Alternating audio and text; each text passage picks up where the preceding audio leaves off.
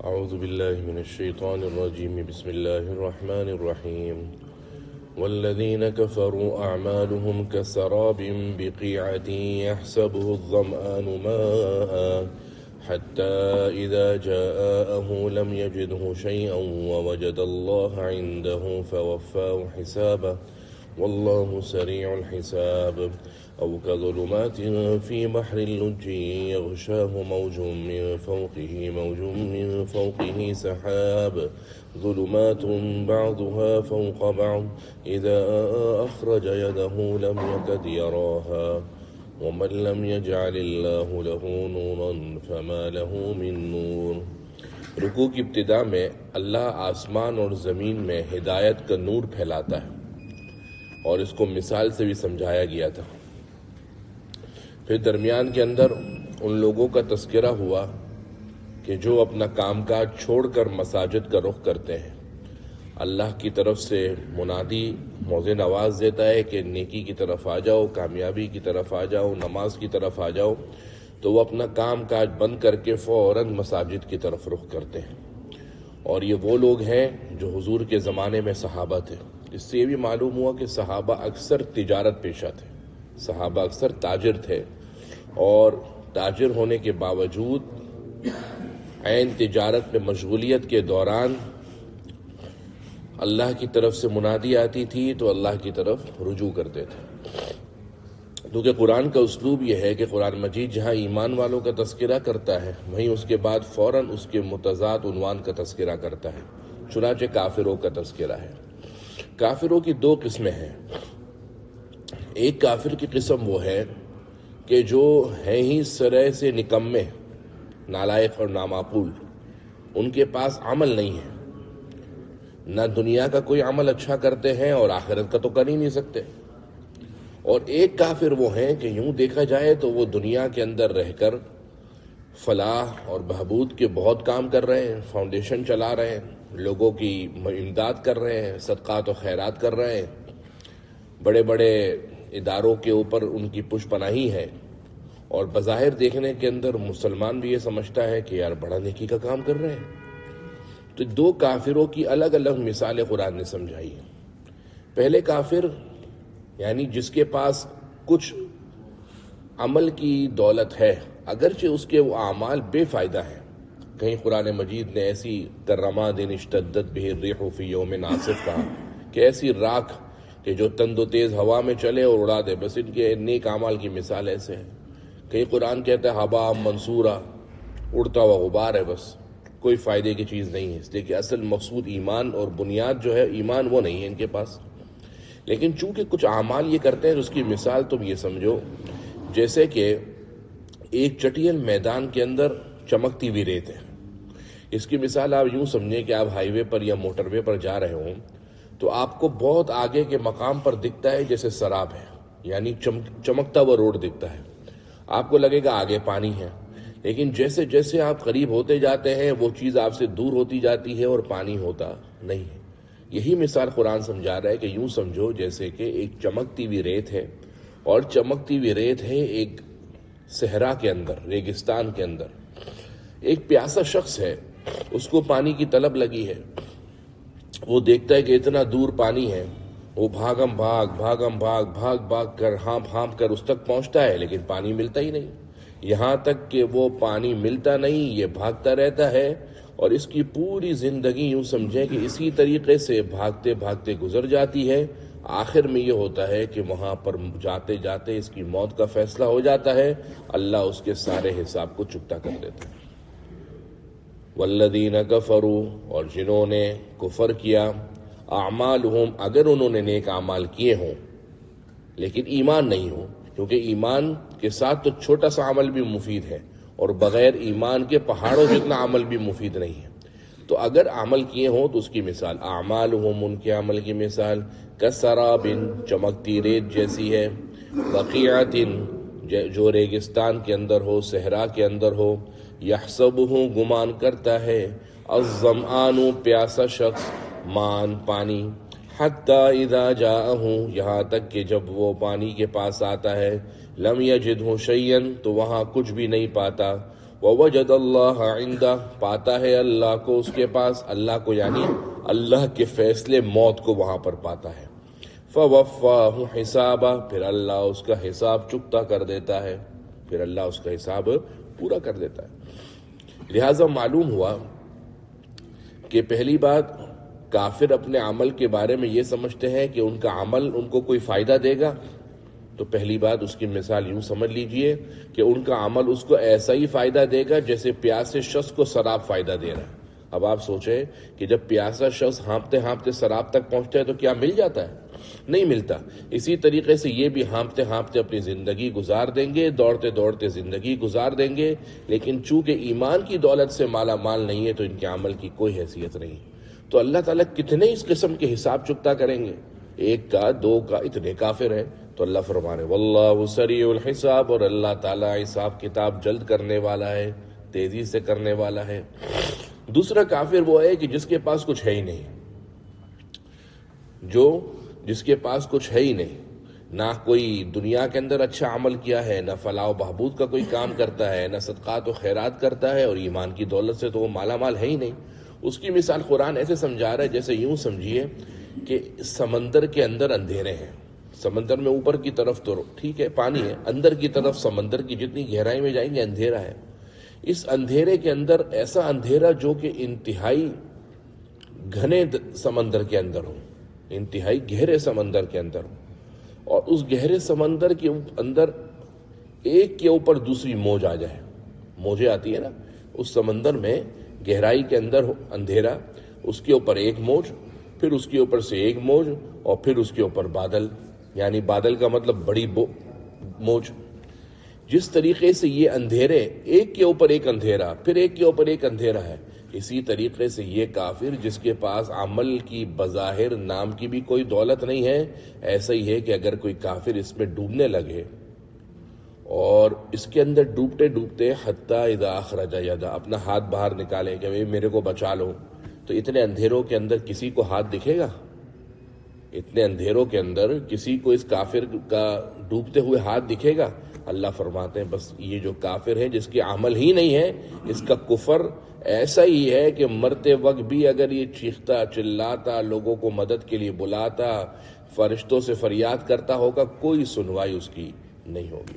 او کا ظلمات، یا اندھیرے، فی بحر اللجین، گہرے سمندر میں، یغشاہ موج من فوقہ، ڈھانپ لے اس کو اوپر سے ایک موج، فوق موج من فوقہ، اس کے اوپر ایک اور موج، سحاب، اس کے اوپر بادل کی موج، ظلمات بعضها فوق بعض، ایک کے اوپر دوسرا اندھیرا، حتی اذا اخرج یدہ، یہاں تک کہ جب وہ کافر اپنا ہاتھ نکالے، لم یکد یراہا، اس کا ہاتھ قریب ہے کہ نہ دیکھ پائیں۔ لہٰذا یہ کافر بھی ایسا ہی۔ اور اصل بات یہ ہے کہ جس طریقے سے اللہ تعالیٰ مومنوں کے لیے ہدایت ہے کیا نور دیتا ہے، اللہ نے اصل بات یہ ہے کہ ان لوگوں کو نور سے نہیں دیا۔ وَمَن لَّمْ يَجْعَلِ اللَّهُ لَهُ نُورًا، اور اللہ جس کے لیے نور نہیں بناتا، فَمَا لَهُ مِن نور، تو اس کو کوئی نور ملتا بھی نہیں۔ أَلَمْ تَرَ، کیا آپ دیکھتے نہیں، أَنَّ اللَّهَ يُسَبِّحُ، کہ اللہ تسبیح بیان کرتا ہے، لَهُ مَن فِي السَّمَاوَاتِ، اللہ کی تسبیح بیان کرتے ہیں، من فی السماوات، جو آسمانوں میں ہے، والارض، اور جو زمین میں ہے، والطیر صافات، اور پرندے بھی صف در صف بنا کر۔ ساحل سمندر پہ تشریف لے جائیں، مغرب سے پہلے دیکھیں ایک صف ایک قطار کے اندر کیسے بگلے اور پرندے اپنے گھونسلوں کو واپس جا رہے ہوتے ہیں۔ یہ سب تسبیح بیان کرتے ہیں۔ کیا یہ تسبیح واقعتاً بیان کرتے ہیں؟ بعض مفسرین کے نزدیک یہ تسبیح کے بیان کرنے کا مطلب ان کو جو مقصد دیا گیا وہ اپنا مقصد پورا کرتے ہیں، یہی ان کی تسبیح ہے، اور اللہ کے ہر حکم کی تعمیل کرتے ہیں، بس یہی ان کی تسبیح ہے۔ لیکن میں نے آپ سے عرض پہلے بھی کیا کہ جمہور مفسرین کے نزدیک ان کی اپنی تسبیحات ہیں۔ یہی وجہ ہے کہ قرآن مجید کہتا ہے کہ وَإِن مِّن شَيْءٍ إِلَّا يُسَبِّحُ بِحَمْدِهِ، یہ سب اللہ کی تسبیح بیان کرتے ہیں، وَلَٰكِن لَّا تَفْقَهُونَ تَسْبِيحَهُمْ، تم ان کی تسبیح سمجھتے نہیں ہو۔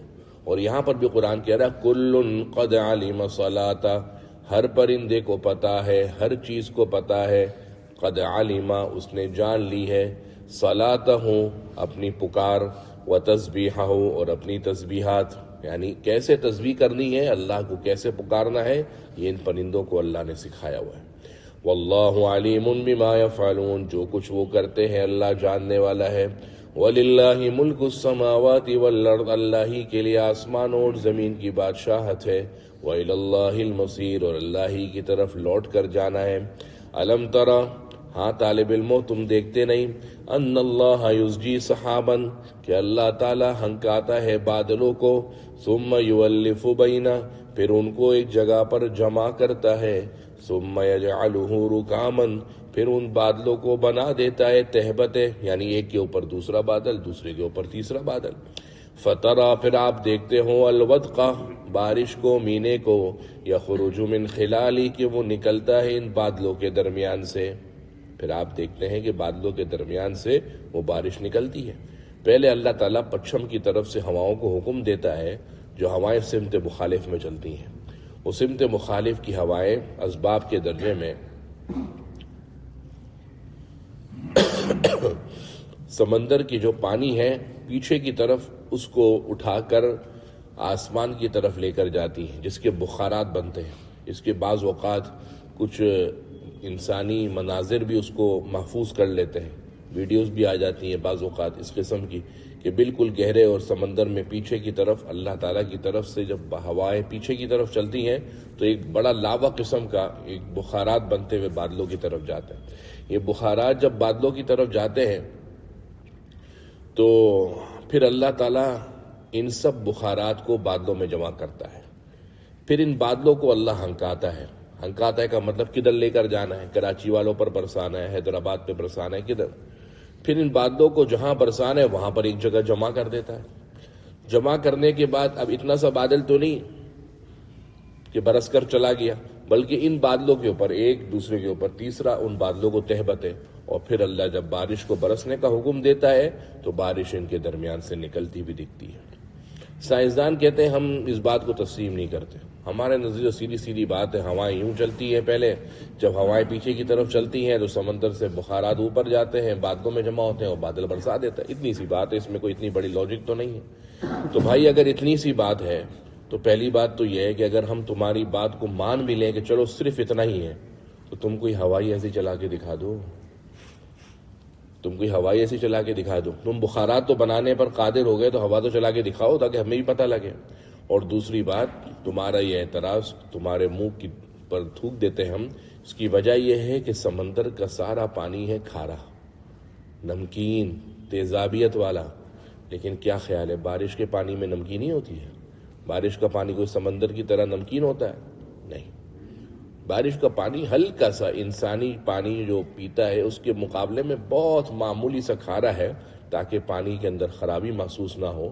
لیکن اگر اتنی ہی وجہ ہے کہ وہ سمندر سے بخارات بن کے اوپر چلے گئے تو بھئی سمندر کے جو پانی نمکین ہے جس کو انسان منہ میں ڈال نہیں سکتا، تو پھر اس کا بخارات بنیں گے تو وہ بھی نمکین بنیں گے، اور جب یہی بخارات بادلوں میں جمع ہو کر آئیں گے تو پھر تو کوئی انسان اس کو منہ پہ لگانے کو بھی پرہیز کرے گا، منہ پر تو اس کے نشانات ہو جائیں گے جس طرح سمندر کے پانی میں نہانے کے ہو جاتے ہیں۔ لیکن معلوم ہوا کہ فتبارک اللہ واحسن الخالقین، اللہ تعالیٰ کی ذات بڑی بابرکت ہے اور بہترین پیدا کرنے والی ہے۔ وَيُنَزِّلُ مِنَ السَّمَاءِ مِن جِبَالٍ، اور اللہ نازل کرتا ہے آسمان سے بڑے بڑے بادل۔ یہاں جبال بولتے ہیں پہاڑ کو، یہاں پر جبال بڑے بادل کے معنی میں، یعنی بڑی سائز کے، جیسے پہاڑ بڑے بڑے ہوتے ہیں اسی طریقے سے اللہ تعالیٰ بڑے بڑے بادلوں کو اتارتا ہے۔ ایسے بادل فیہا من برد، کہ سردیوں کے زمانے میں اس میں اولے ہوتے ہیں، فیصیب بہ من یشاء، پہنچا دیتا ہے جس پر وہ چاہتا ہے، یعنی جس پر کسی کے مومن بندے پر یا کسی بندے پر، انسان پر نقصان لکھا ہو وہ نقصان اس کو پہنچ جاتا ہے، اس کو اولے پڑتے ہیں جس کی وجہ سے تکلیف میں آ جاتا ہے، نقصان ہوتا ہے۔ وَيَصْرِفُهُ عَن مَّن يَشَاءُ، اور جس سے چاہے وہ پھیر دیتا ہے، اور اس پر بارش ہوتی ہے، اور بارش تو سراپا رحمت ہے۔ یکاد سنا برقہ، قریب ہے کہ بجلی کی کوند، یہ جو بجلی پیدا ہوتی ہے، بجلی کی کڑک، بعض مفسرین کے نزدیک یہ بجلی کی کڑک فرشتوں کے ہنکانے کی وجہ سے پیدا ہوتی ہے، جو فرشتے بادلوں کو ہنکا کر لے کر جاتے ہیں اس وقت بجلی کی کڑک پیدا ہوتی ہے۔ تو اللہ فرماتے ہیں اس کے اندر، ان بادلوں کے اندر، سنا برقہ، برق بجلی، سنا بجلی کا کودنا، قریب ہے، یکادو قریب ہے، سنا برقہ، اس بجلی کا کوننا، یذہب بالابصار لے جائے انسان کی نگاہوں کو، یقلب اللہ اللہ پلٹتا ہے اللیل والنہار دن اور رات کو، ان فی ذلک لعبرۃ لأولی الابصار بلا شبہ اس کے اندر عبرت ہے دیکھنے والوں کے لیے، عقل مندوں کے لیے۔ واللہ خلق اور اللہ نے بنایا کل دابۃ ہر قسم کے چلنے والے کو، مما ان پانی سے، بنیاد میں کہیں نہ کہیں پانی ہے، فمنہم من یمشی علی بطنی ان میں سے کچھ ایسے ہیں جو پیٹ کے بل چلتے ہیں جیسے سانپ اور مچھلی، ومنہم من اور مزید حشرات الارض، ومنہم من یمشی علی رجلین اور ان میں سے کچھ ہیں جو دو پاؤں پر چلتے ہیں جیسے میں اور آپ پرندے، وَمِنْهُمْ مَنْ يَمْشِي عَلَىٰ أَرْبَعٍ اور ان میں سے کچھ ہیں جو چار پاؤں پر چلتے ہیں جیسے اکثر مویشی۔ يَخْلُقُ اللَّهُ مَا يَشَاءُ جو اللہ چاہتا ہے وہ تخلیق کرتا ہے، بناتا ہے، إِنَّ اللَّهَ عَلَىٰ كُلِّ شَيْءٍ قَدِيرٌ بلا شبہ اللہ ہر چیز پر قدرت رکھتا ہے۔ لَقَدْ أَنزَلْنَا تحقیق ہم نے نازل کی ہیں آیات مبینات بالکل واضح اور صاف آیتیں، واللہ یہدی من یشاء اور اللہ جسے چاہتا ہے رستہ دکھاتا ہے، الی صراط مستقیم سیدھے راستے کی طرف۔ ہدایت کے دو معنی ہیں۔ آپ سے کسی نے پوچھا بھائی سی پی برار مسجد کدھر ہے، تو دو طریقے ہیں، یا تو آپ اس کو کہیں کہ بھائی محلہ ہے شرف آباد، سی پی برار سوسائٹی ہے، اس کے اندر اس قسم کی مسجد ہے، آپ یہاں سے ایسے ایسے جائیں مسجد آپ کو مل جائے گی۔ دوسرا طریقہ یہ ہے کہ آپ اس سے کہیں کہ آؤ میرے ساتھ بیٹھ جاؤ یا میرے ساتھ چلو میں تم کو وہاں پر چھوڑ کر آتا ہوں۔ ہدایت کے دو معنی ہیں، ایک ہوتا ہے اراۃ الطریق یعنی راستہ دکھانا جیسے دوسری صورت میں نے آپ کو بتائی، اور ایک ہے ایصال الی المطلوب ہدف تک لے کر پہنچا دینا، لے کر جانا۔ تو اللہ جو ہدایت دیتا ہے وہ ہدایت منزل تک پہنچانے کی ہے، اور جو بندہ مومن کسی کو راہ دکھاتا ہے یا اللہ کے نبی صلی اللہ علیہ وسلم جب تبلیغ کر کے کسی کو ہدایت پر لے کر آتے ہیں تو وہ ہدایت ہے راستہ دکھانے کی، منزل پر پہنچانے کا ہمارا آپ کا کام نہیں، منزل پر پہنچانے کا کام کس کا ہے؟ اللہ کا۔ واللہ یہدی من یشاء اللہ جسے چاہتا ہے ہدایت دیتا ہے، یعنی منزل مقصود تک پہنچا دیتا ہے، الی صراط مستقیم سیدھے راستے تک۔ وَيَقُولُونَ وہ کہتے ہیں آمنا باللہ وبالرسول۔ اس کا شان نزول یہ ہے ان آیتوں کا جو اگلی آ رہی ہیں کہ ایک شخص تھا، اس کا نام تھا بشر، منافق تھا۔ منافق کا مطلب اوپر سے اسلام کا لبادہ اوڑا ہوا تھا لیکن دراصل اندر نفاق اور کفر تھا۔ تو اس کا کسی مسلمان سے جھگڑا ہو گیا، تو جب جھگڑا ہوا اس کا کسی یہودی سے جھگڑا ہو گیا۔ اب ایک طرف یوں سمجھیں کہ ایک طرف مسلمان ہے، بظاہر ہے تو منافق لیکن ان کی نظر میں مسلمان ہے، اور دوسری طرف یہودی ہے۔ یا اس سے جب زمین کے معاملے میں جھگڑا ہوا تو یہودی نے کہا ٹھیک ہے کوئی مسئلہ نہیں، چلو محمد صلی اللہ علیہ وسلم کے پاس، تمہارے نبی ہیں، ہم ان سے جا کے مسئلہ حل کروا لیتے ہیں۔ کیونکہ یہودی کو یہ تو پتا تھا کہ ہمارے کتاب کے والے تو نہیں ہیں، ہمارا مذہب تو ان سے میچ نہیں کرتا، لیکن یہ صدق اور امانت ان کی بالکل کوٹ کوٹ کر اللہ نے ان میں بھری ہے، تو فیصلہ تو وہ کریں گے جو حق پر ہے۔ اور ادھر اس بشر نامی منافق کو یہ محسوس ہوا کہ بھائی اگر میں اس نبی کے پاس چلا گیا تو میرا تو اس معاملے کے اندر ہارا ہوا ہوں، تو میرے خلاف فیصلہ ہو جائے گا۔ تو یہ کیا کرتا، یہ کہتا کہ نہیں پھر ایسا نہیں کرو، ایسا کرو ہم جو ہے وہ کعب ابن اشرف کے پاس چلتے ہیں، یہودی کے پاس۔ تو اللہ تعالیٰ اس پر آیت اللہ نے نازل فرمائی کہ یہ کیا بات ہے کہ جب تمہارے اپنے حق کے اندر فیصلہ ہونا ہوتا ہے تو تم سر پر دوڑے بھاگ بھاگ کر سر تسلیم میں خم کیے اللہ کے نبی کے پاس آ جاتے ہو کہ ہمارا فیصلہ کر دو، اور یہاں پر تم کو پتہ ہے کہ تمہارے حق میں فیصلہ نہیں ہونا تو تمہارا نفاق آشکارا ہو کر بالکل ظاہر ہو جاتا ہے۔ اس پر یہ آیت نازل ہوئی۔ وَيَقُولُونَ اور وہ کہتے ہیں آمنا باللہ وبالرسول کہ ہم اللہ اور اس کے رسول پر ایمان لے آئے، یعنی منافق، وَأَطَعْنَا اور ہم نے بات بھی مان لی، پھر ثُمَّ يَتَوَلَّى فَرِيقٌ مِّنْهُمْ پھر اعراض کرتا ہے ان میں سے ایک جماعت، من بعد ذلك اس کے بعد، وَمَا أُولَئِكَ بِالْمُؤْمِنِينَ اور یہ لوگ ایمان والے نہیں ہیں۔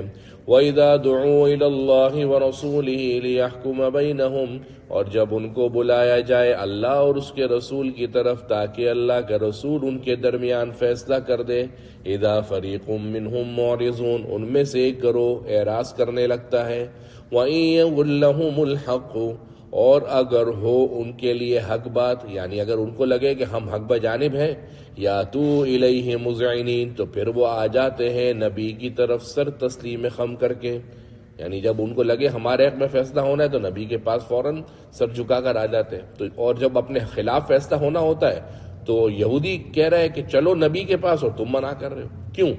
تین باتیں، افی قلوبہم مرض، کیا ان کے دلوں کے اندر بیماری ہے، امیر تابو، یا وہ لوگ شک کے اندر ہیں کہ رسول صحیح فیصلہ نہیں کرے، ام یخافون، یا وہ ڈرتے ہیں یحیف اللہ علیہم ورسولہ، کہ اللہ اور اس کا رسول ان پر ظلم کر دے گا۔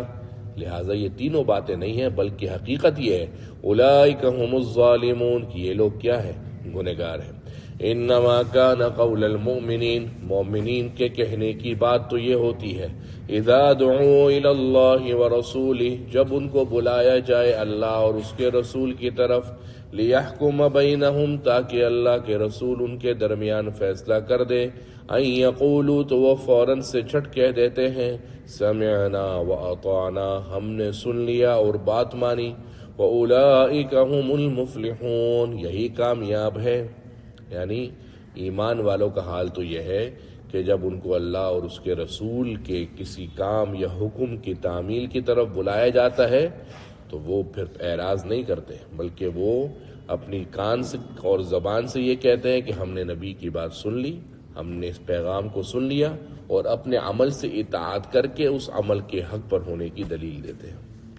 وَمَن يُطِعِ اللَّهَ، اور جو اللہ کی بات مانے، وَرَسُولَهُ، اور اپنے رسول کی بات مانے، وَيَخْشَ اللَّهَ، اور اللہ سے ڈرے، وَيَتَّقْهِ، اور گناہوں سے بچے، فَأُولَئِكَ هُمُ الْفَائِزُونَ، ایسے لوگ کامیاب ہیں۔ حضرت عمر فاروق رضی اللہ عنہ، قرطبی کے اندر لکھا ہے کہ حضرت عمر رضی اللہ عنہ ایک دفعہ کسی جگہ کھڑے تھے کہ ایک رومی ایرانی دہقانی، اچھا خاصا بڑا شخص آپ کے برابر میں کھڑا ہو گیا اور کہنے لگا، اشہد ان محمد رسول اللہ، کہ میں گواہی دیتا ہوں کہ محمد صلی اللہ علیہ وسلم اللہ کے رسول ہیں۔ حضرت عمر نے تعجب کا اظہار کیا کہ تو ایسا کیسے اسلام لے آیا؟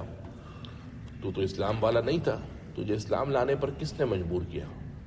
بولا، مجھے قرآن مجید کی اس آیت نے مجبور کیا، وَمَن يُطِعِ اللَّهَ وَرَسُولَهُ وَيَخْشَ اللَّهَ وَيَتَّقْهِ فَأُولَئِكَ هُمُ الْفَائِزُونَ۔ تو حضرت عمر رضی اللہ عنہ نے کہا کہ اس میں ایسی کیا بات ہے؟ تو اس رومی شخص نے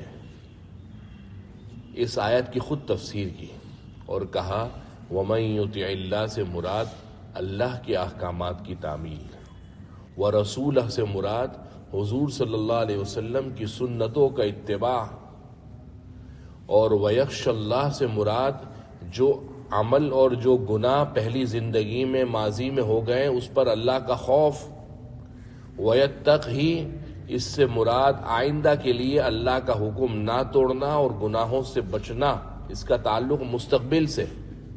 یہ چار چیزیں، فَأُولَئِكَ هُمُ الْفَائِزُونَ، ایسے لوگ کامیاب ہیں۔ جب میں نے یہ آیت پڑھی تو یہ آیت اتنی جامع معنی ہے کہ مجھے اس کے بعد اسلام لانے سے کوئی چیز روک نہیں پائی، اور میں آپ کی خدمت میں حاضر ہو کر آج مشرف باسلام ہو گیا۔ حضرت عمر رضی اللہ عنہ نے کہا، کیوں نہ ہو، ہمارے نبی کا یہ معجزہ ہے کہ آپ صلی اللہ علیہ وسلم نے فرمایا، اوتیت جوامع الکلم، کہ مجھے جوامع الکلم سے نوازا گیا۔ یہ حضور کا معجزہ ہے کہ مختصر مگر پر اثر، مختصر سی بات کرتے تھے لیکن ایسی بات کرتے تھے کہ جس کے اندر پیش بہا موتی اور معنی چھپے ہوئے ہوتے تھے۔ یہی وجہ ہے کہ آج بھی آپ صلی اللہ علیہ وسلم نے فرمایا، نظر اللہ امران سمع مقالتی فحفظها ووعاها کما اداها، کہ اللہ اس شخص کا چہرہ بڑا پر رونق اور خوبصورت بنا دے جو میری بات سنتا ہے اور اس کو یاد کرتا ہے اور لوگوں تک پہنچاتا ہے۔ تو آج بھی جو لوگ حضور کی جو احادیث پڑھتے ہیں، یاد کرتے ہیں، اس کو سمجھتے ہیں، ان کو پتہ ہے کہ احادیث کے اندر کتنے بڑے بڑے پرمغز مضامین ہیں۔ خالی ایک بخاری شریف کی اگر شروحات اٹھا لیں تو اتنی شروحات ہیں کہ صرف بخاری کی، صرف ایک کتاب بخاری کی اتنی شروحات ہیں کہ بڑے بڑے کتب خانے ناکافی ہیں اس کو رکھنے کے لیے۔ کتنے محدثین نے کیا کیا اس اللہ کے نبی صلی اللہ علیہ وسلم کے زبان سے نکلنے والے جملوں سے اتنے ہیرے نکالے، اتنے موتی جڑے، اتنے مضامین نکالے، اتنے فقہاء نے اس سے مسائل نکالے، محدثین نے ایک ایک لفظ کے اوپر اتنی محنت کری۔ کیا حضور نے یافے کہا تھا یا یفا کہا تھا؟ اس نے یہ کہا، اس نے یہ کہا۔ اور اگر کہیں کچھ سمجھ میں نہیں آیا تو فوراً رک گئے۔ حضرت ابو ہریرہ فرماتے ہیں کہ مجھے میرے خلیل نے 10 نصیحتیں کریں تو 9 نصیحتیں بتائیں، تو سامنے بیٹھے ایک شخص نے پوچھا 10ویں کیا ہے؟ بولا 10ویں میں بھول گیا ہوں، میرے ذہن سے نکل گئی۔ یہ نہیں کہ تکا لگا دیا کہ شاید یہ کہا ہوگا۔ اتنے مضامین کی حفاظت کے ساتھ اس امت تک پہنچایا ہے کہ ایک ایک حضور کا جملہ زبان سے نکلنے والا جو اس میں اتنے مضامین چھپے ہوئے ہیں، اور آگے جا کر یہی اتباع سنت کا فائدہ دیتے ہیں کہ سنت کیا ہے۔ صبح اٹھنے سے لے کر رات کو سونے تک انسان کی سنت والی زندگی کیسے ہو۔ آج صبح سو کر اٹھنے کی دعا کس کس نے پڑھی ہے؟ تو باقی حضرات بھی اس کا اہتمام کریں۔ ہم یہ کرتے ہیں صبح اٹھ کر سب سے پہلے کیا کرتے ہیں؟ موبائل کھول کر چیک کرتے ہیں کیا پیغامات آئے ہیں، اور اللہ کی طرف سے کیا پیغام ہے اس کو نہیں دیکھتے، نہ پڑھتے ہیں۔ حالانکہ اما عائشہ رضی اللہ عنہ فرماتی حضور جب نیند سے بیدار ہوتے تھے تو اپنی شہادت کی انگلی آنکھوں میں ایسے ڈال کر ایسے کرتے تھے، ملا کرتے تھے ایسے۔ تو واقعتاً سائنسدانوں نے بھی لکھا ہے، سنت نبوی اور جدید سائنس کے اندر بھی، کہ نیند کو بگانے کا بڑا اکثر مجرب نسخہ ہے نیند کو بگانے کا۔ اب اما عائشہ رضی اللہ عنہ اگر یہ بتاتی نہیں امت کو تو امت کو کیسے فائدہ ہوتا؟ اور صحابہ نے کیسے اداؤں کو محفوظ کیا کہ صرف یہ نہیں کہا کہ بھئی انگلی سے مل لیتے تھے، بلکہ انگلی بتائی شہادت کی انگلی سے ملتے تھے۔ تو یہ سنت ہے۔ صبح اٹھ کر سب سے پہلے دعا، سب سے پہلے رات کو آخری جو کام ہو وہ اللہ کی یاد ہو، اور صبح اٹھ کر سب سے پہلا ہو وہ اللہ کی یاد۔ الحمدللہ الذی احیانا بعد ما اماتنا۔ بڑے حضرات اکابرین کہتے ہیں کہ جب یہ دعا پڑھیں تو یہ سوچیں کہ ہم تو مر گئے تھے رات میں، ہم تو مر گئے تھے۔ ویسے بھی النوم اخت الموت، نوم تو ویسے نیند تو موت کی بہن ہے۔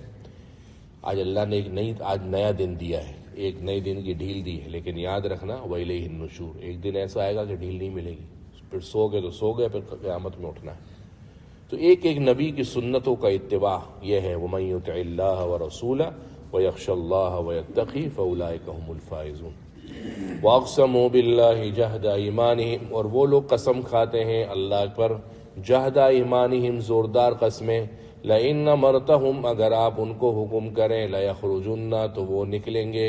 قل نبی آپ کہہ دیجئے، لا تقسموا، قسم مت کھاؤ۔ یعنی پہلے جب حضور کہتے تھے کہ بھئی جہاد میں ہمارے ساتھ آؤ تو نکلتے نہیں تھے، اور جب جہاد کا موقع نہیں ہوتا تو زوردار قسمیں کھاتے تھے کہ نبی آپ حکم کر کے دیکھیں ہم حاضر ہیں۔ تو اللہ فرما رہے ہیں کہ یہ زوردار قسمیں کھاتے ہیں کہ لئن امرتہم لیخرجن، اے نبی آپ حکم کریں ہم ضرور نکلیں گے۔ اس پر اللہ کی طرف سے بھیا ہے، قل اے نبی آپ کہہ دیجئے، لا تقسموا، تم قسمیں مت کھاؤ، طاعۃ معروفہ، تمہاری نیکی کا ہمیں پتہ ہے، تم کیا نیکی کرنا چاہتے ہو وہ ہمیں پتہ ہے، اس کی حقیقت ہمیں معلوم ہے۔ ان اللہ خبیر بما تعملون، بلا شبہ جو کچھ تم کر رہے ہو اللہ اس سے باخبر ہے۔ قل اے نبی آپ کہہ دیجئے، اطیعوا اللہ والرسول، اللہ کی بات مانو اور رسول کی بات مانو۔ فَإِن تَوَلَّوْا، پھر بھی اگر انہوں نے روگردانی کری، فَإِنَّمَا عَلَيْهِ مَا حُمِّلَ، تو بلا شبہ ان پر ہے جو کچھ ان پر بوجھ لادا گیا ہے، وَعَلَيْكُمْ، اور تم پر ہے، مَا حُمِّلْتُم، جو کچھ تم پر بوجھ لادا گیا ہے۔ یعنی نبی کا کام ہے پیغام کو پہنچانا، اور وہ اپنے اس پیغام کو پوری امت تک انتہائی بشاشت و حکمت و بصیرت کے ساتھ پہنچا رہے ہیں۔ اور تم پر جو بوجھ لادا گیا ہے وہ یہ ہے کہ نبی کے اس پیغام پر سر تسلیم خم کرنا اور اس پر عمل کرنا۔ لہٰذا جو نبی کا کام ہے وہ نبی کرے، یعنی پیغام پہنچائے، اور جو تمہارا کام ہے اطاعت اور عمل وہ تم کرو، تاکہ جو تم پر بوجھ لادا گیا ہے وہ تمہارے اوپر، اور جو نبی پر بوجھ لادا گیا ہے وہ نبی کے اوپر۔ وَإِن تُطِيعُوهُ، اور اگر تم نے بات مانی، تہتدوا، تو تم ہدایت یافتہ ہو جاؤ گے۔ وَمَا عَلَى الرَّسُولِ إِلَّا الْبَلَاغُ الْمُبِينُ، اور نہیں ہے رسول پر مگر واضح طور پر پہنچا دینا، یعنی رسول کے ذمے تو اتنی بات ہے کہ وہ پیغام کو واضح طور پر امت مسلمہ تک پہنچا دیں۔